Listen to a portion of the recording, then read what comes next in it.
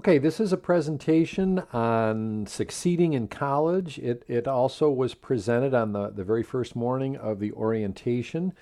So I have a few slides to start out that came right after Mrs. Burst talked about St. Clair County Community College. In that presentation, she mentions their code of conduct. So I wanted to mention this. One of the sheets that you'll get in your folder, and you can pull it out and look at it now or later. I know you're just watching this on a screen right now, but it's an orange sheet and it talks about expectations for middle college students, and it focuses on behavior. And I guess the key takeaway is that you're expected to know and follow the policies, rules, and expectations of all the schools that you attend. And that includes now St. Clair County Community College, your high school, the Blue Water Middle College Academy, although we really, for the most part, don't have, classes, if you will. And then some of you are attending tech as well. So some of you have 3 or 4 different schools or organizations, and you're expected to follow the rules, attendance-wise, things like that, whatever they require. The consequences for any violations are determined by the school where the behavior took place. So if something happened at your high school, and you happen to be suspended for 3 or 5 days, that suspension could also roll over to your college classes. It definitely will roll over to tech. And some of that, we contact the college folks. We might describe what happened, and they can decide whether they want you on campus or not during that time. So your suspensions, things like that, could affect multiple schools. So just as Mrs. Burr said, be a good student, be a kind person, be an honest person, and you should be fine. Okay, so that's related to that. The next sheet, and I think it's a green color, yeah, green color, has some information on, basically it's about you feeling safe and not causing others to feel unsafe. It has information on the Blue Water Middle College's bullying and cyberbullying policies, and some information on how to report if anything's happening to you that's making you feel unsafe. And it is a type of bullying or harassment that is taking place. It could be from another middle college student. It could be from an SC4 student. Could be from someone at your partner high school. It's okay to contact us. We'll make sure that the right people are informed and that the problem can be solved. And that's the thing that's key. Not only do we not want anyone hurt physically or emotionally, but we also don't want you just coming to school in fear of someone else or in fear of what's going to take place or whatever. So we want to put an end to such behaviors as quickly as we can. We do need to learn about them.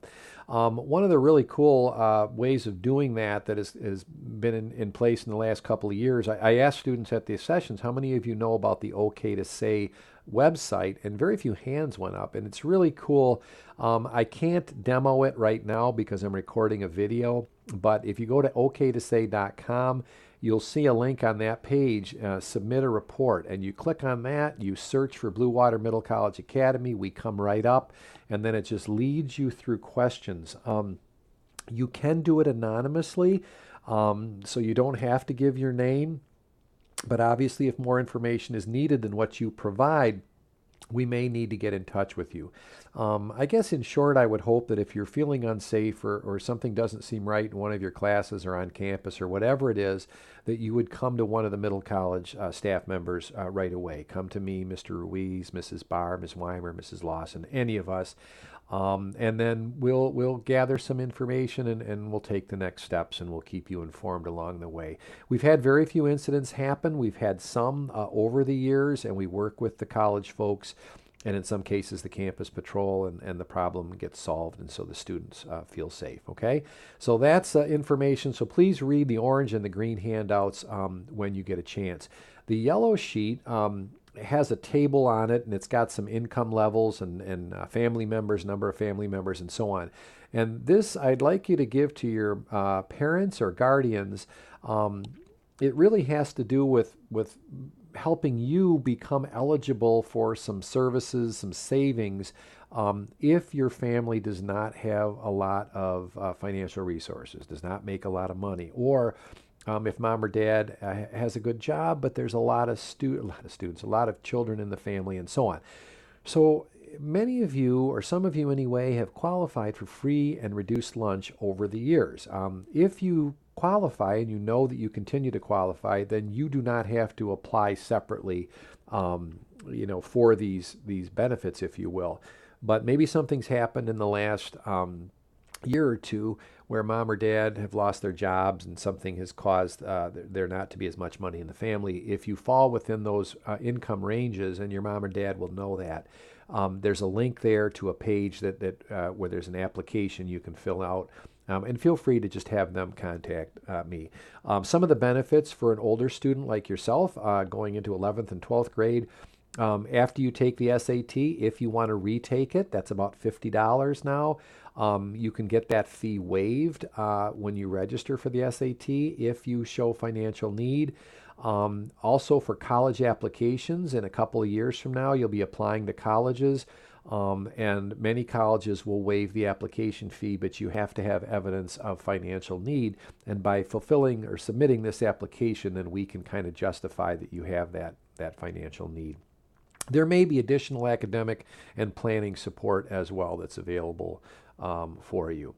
So submit that application. No worries if you don't, but please make the information available to your mom or dad. Okay.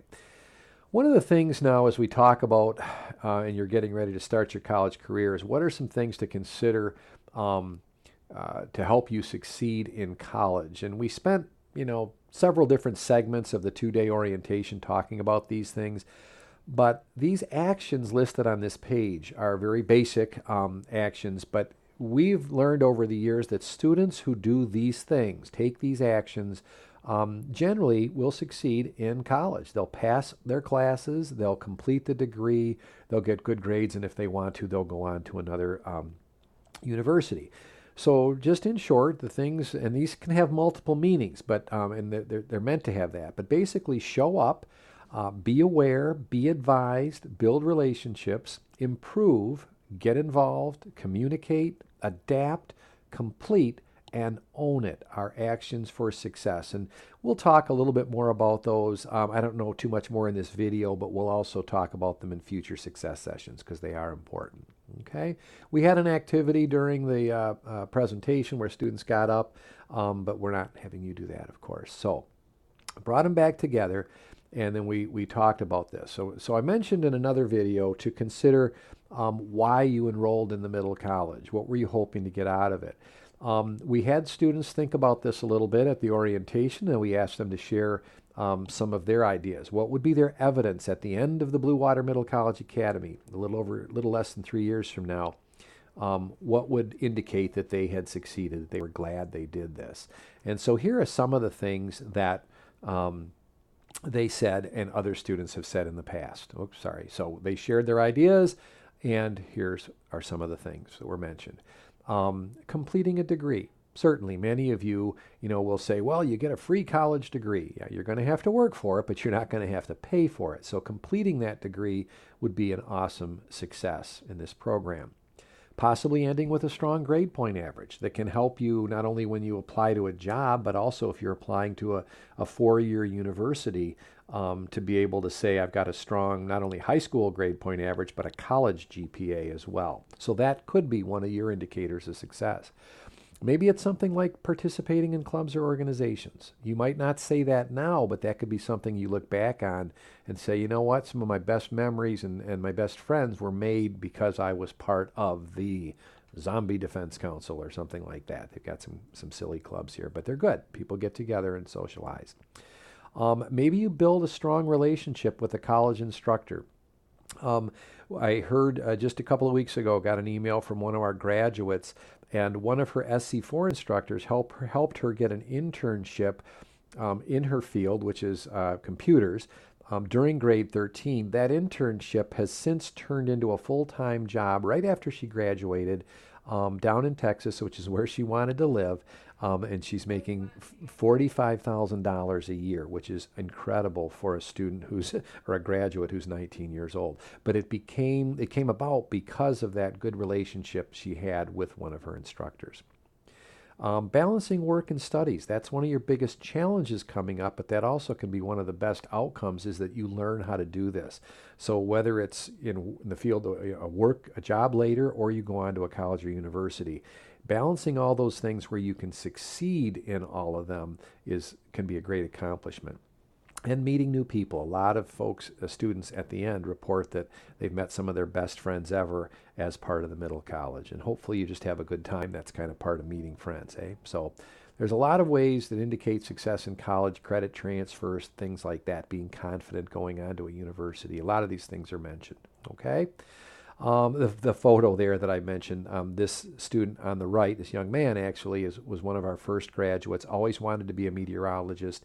He graduated with his associate degree from the Middle College, went on to Central Michigan, studied meteorology, and then a couple years ago, got a job, and he's a TV weatherman now in the St. Louis, Missouri area. So it's kind of cool. We're proud of him, but he's one where he really succeeded and his goals were accomplished. So what does it take to complete a degree? Just a few things quickly. I'm only going to touch on a couple of those things in that previous list. But one thing I want you to be aware of, completing a degree requires planning, and we're going to start that process this fall. Your plans can change. It's okay. We don't want you to feel like you have to lock in your future right now, but you want them to be intentional. You don't want to just float along, and I'm going to do this because my friend's doing that. Know how the change affects the progress towards your degree, and we can help with that. And there you go. Get help. Meet with Middle College and SC4 advisors. Stick to your plan. Pass your classes. Don't look for a way out of your classes or not care enough to pass your classes. Some classes you'll need to pass with a C grade or better. You can get that, but you got to work for it. You got to get help when you need it. Okay? So more about the whole planning for a degree in the fall. One of these successes is grades and your grade point average. And we mention this now because it is important to you in many ways throughout your SC4 and middle college career, if you will. As Mrs. Burse mentioned in her presentation, and I hope I alluded to it during my summary video of it, but you need a 2.0 grade or higher to earn your SC4 degree. You can have some classes below a C average, and that's what that is, a 2.0. But overall, your cumulative college grade point has to be above a 2.0 to be awarded the degree. Okay, so there it is. It says maintain a 2.0 or higher cumulative. It's important that your grades look good on your high school and college transcript, and your grades obviously can affect your getting accepted into other colleges and programs, okay, like nursing here on SC4's campus. Credit transfer. A class will not transfer to most universities unless it's a C grade or higher. Some will accept a C minus grade, but many of them require a C grade or higher. So even though you complete, for example, Introduction to Psychology, and you earn the 4 credits here towards your degree with possibly a D grade, a D as in dog, that course won't transfer on to a university. So you want to keep your grades high, at least C level or above.